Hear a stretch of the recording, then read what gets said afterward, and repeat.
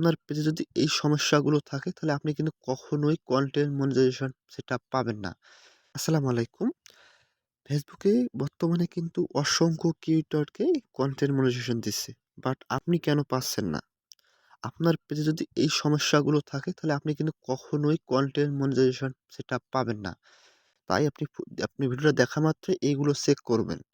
ঠিক আছে? যদি এই সমস্যাগুলো আপনার থাকে তাহলে কিন্তু আপনি কখনোই এই কন্টেন্ট মনিটাইজেশন সেটা পাবেন না। ঠিক আছে? কিভাবে আপনি চেক করবেন? ফুল ভিডিওটা কন্টিনিউ করুন। চ্যানেলে যদি আপনি নতুন হয়ে থাকেন চ্যানেলটা সাবস্ক্রাইব করে দিবেন এবং ভিডিওতে একটা লাইক করে দিবেন।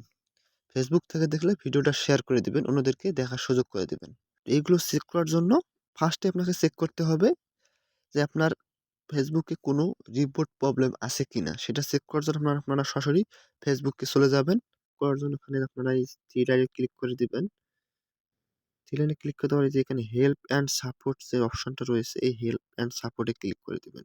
এখানে help and support A click করে দেওয়ার পর এখানে যে সাপোর্ট ইনবক্স নামে যে একটা সমস্যা আছে এটা চেক করবেন এবং এই যে রিপোর্ট প্রবলেম এই ২ টা চেক করবেন। সাপোর্ট প্রবলেম এ ক্লিক করে দেখবেন এখানে যে আপনার এই যে এখানে আপনার কোনো আছে কিনা মানে কোনো প্রবলেম আছে কিনা আবার এই যে এখানে ইওর এলার্ট যে অপশনটা রয়েছে এখানে ক্লিক করে দিবেন। এখানে যদি আপনার কোনো ভায়োলেশন থাকে সেটা কিন্তু আপনার শো করবে। ঠিক আছে? আপনি কোনো ভিডিওতে যদি গান-টান ইউজ করে থাকেন সেটা এখন কপিরাইট আসলে এখানে আপনার শো করবে। এরপরে এখানে রয়েছে যে আদার্স যে অপশনটা রয়েছে এখানে ক্লিক করে দেবেন। এখানে দেখবেন যে কোনো কিছু আছে কিনা। এখানে দেখেন আমাদের কিন্তু কোনো কিছু নেই। এরপরে আপনার আবার ওখানে যে রিপোর্ট যে প্রবলেমটা রয়েছে আপনার এই রিপোর্ট প্রবলেম এ ক্লিক করে দিবেন। রিপোর্ট প্রবলেম ক্লিক করে দেখেন এখানে কিন্তু আপনার যদি রিপোর্ট থাকে তাহলে কিন্তু এখানে সেটা শো করবে। ঠিক আছে? এখানে যদি আমার নাই সেরকম দেখুন এখানে আমার এরকম দেখাচ্ছে। ঠিক আছে? এরপরে আপনাদেরকে চেক করতে হবে আপনার পেজটা রিকমেন্ডেশন আছে কিনা। এই রিকমেন্ডেশন চেক করার জন্য এই 3 লাইনে ক্লিক লাইনে ক্লিক করে দেওয়ার পর এখানে যে প্রফেশনাল ড্যাশবোর্ড নামে যে অপশনটা রয়েছে এই প্রফেশনাল ড্যাশবোর্ডের উপরে ক্লিক করে দিবেন। ঠিক আছে? এরপর এখান থেকে আপনারা এই যে আপনাদের নামের উপর ক্লিক করে দিবেন। আর যারা এখনো চ্যানেলটা সাবস্ক্রাইব করেনি অবশ্যই চ্যানেলটা সাবস্ক্রাইব করে দিবেন, ভিডিওতে একটা লাইক করে দিবেন। ফেসবুক থেকে দেখলে ফেসবুকের ভিডিওটা অবশ্যই শেয়ার করে দিবেন। থেকে দেখবেন যে আপনার এই পেজ রিকমেন্ডেশন এ ক্লিক করে দিবেন। রিকমেন্ডেশন এ ক্লিক করে যদি আপনার এরকম থাকে, ঠিক আছে? তাহলে বুঝে নেবেন আপনার পেজটা ঠিক আছে। রিকমেন্ডেশন এ আপনার পেজটা নিয়ে যাবেন। আপনি কোনো ভিডিও ছাড়লে এটা আপনার ফেসবুক আপনার ভিডিওটা ভাইরাল করবে। তাহলে অন্যদের কাছে আপনার ভিডিওটা শো করবে। ঠিক আছে? তো এরকম থাকে। এরপরে একটু যদি আমরা ব্যাক আসি এখান থেকে আপনারা অবশ্যই এটা চেক করে নেবেন। এরপর ব্যাক আসার পর এখানে দেখবেন যে মনিটাইজেশন যে ইয়াটা রয়েছে এখানে দেখেন আমারটা কিন্তু নট ইয়েট ইনিজিবল দেখাচ্ছে। এখানে আপনারটা অ্যাক্টিভ দেখাবে। মনিটরে ক্লিক করে দেওয়ার পর এখানে কিন্তু আপনার ইয়ার্নিং ইওর প্রোফাইল এখানে active your earning your profile ঠিক আছে? এরকম কিছু একটা লেখা দেখাবে। ঠিক আছে? অবশ্যই আপনার লেখাটা যেন এরকম দেখায়। আমার এই পেজটা নতুন বিধায় কিন্তু এরকম। যখন আপনার পেজে ৫০০ ফলোয়ার হয়ে যাবে তখন কিন্তু এটা অটোমেটিক্যালি চলে যাবে। ঠিক আছে? এরপরে কিন্তু এরকম লেখা আসবে আপনার মানে ইওর প্রোফাইল ইস ইয়ার্নিং লেখাটা অ্যাক্টিভ দেখাবে। ঠিক আছে?